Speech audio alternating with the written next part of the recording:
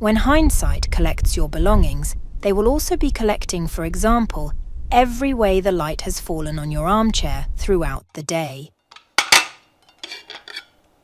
Every odour which has been created on the surface of your dining table. Or every song and crackle the record player has created on your bedroom dresser.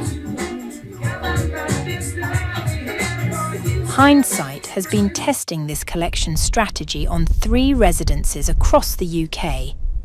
We began our data collection in Edith and John's living room, an elderly couple living in the Victorian countryside home which they raised their 2 sons in for the past 30 years. Next, we've been observing and gathering data from the bedroom of a couple of creatives who moved into a sleek Manchester loft after getting married.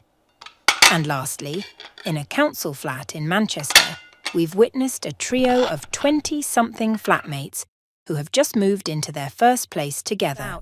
And all of the data is sent off to our storage site alongside their domestic objects. Here is where we begin the process of accessing Hindsight. Upon first arrival to the facility, you will find yourself on the rooftop parking lot of the previously named Wheatsheaf Shopping Centre. Situated 10 miles east of the city of Manchester, in the shadow of Rochdale Exchange Shopping Centre and a new open-air retail district, Hindsight saw a commercial property in need of a new use case.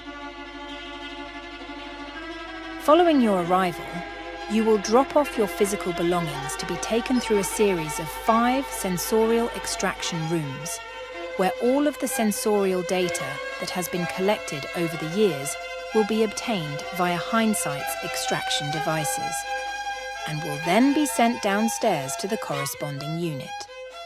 Next, you will descend down the central lift to the first floor lobby. Here you are greeted for the first time by Hindsight's nostalgic interiors, which draw inspiration from the golden years of shopping centres.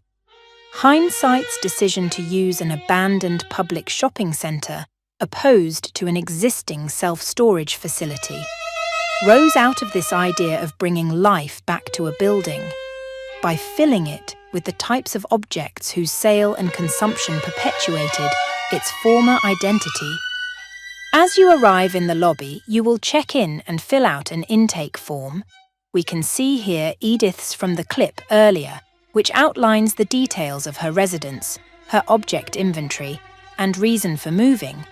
Once your belongings and details are stored, you can enjoy the experience of Hindsight and access the domestic virtual reality of your choosing by specifying the exact date and period of time you wish to relive.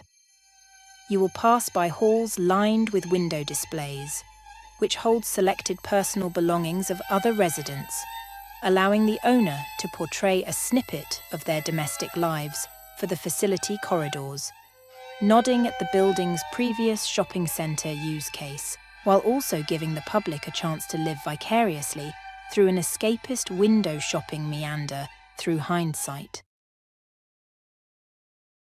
Before we enter the experiential storage units, I want you to stop and think.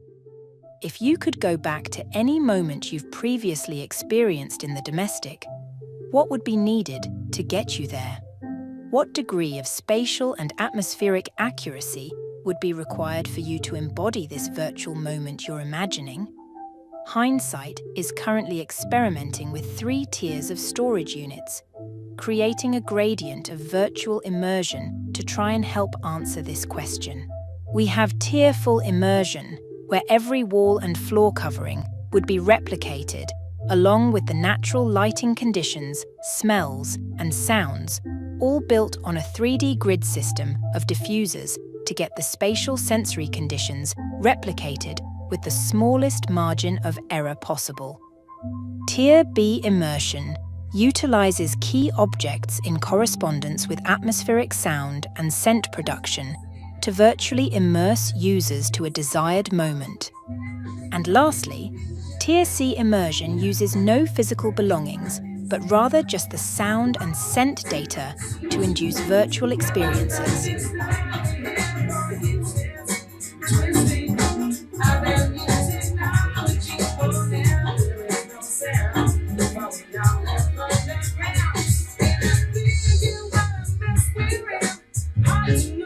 to me.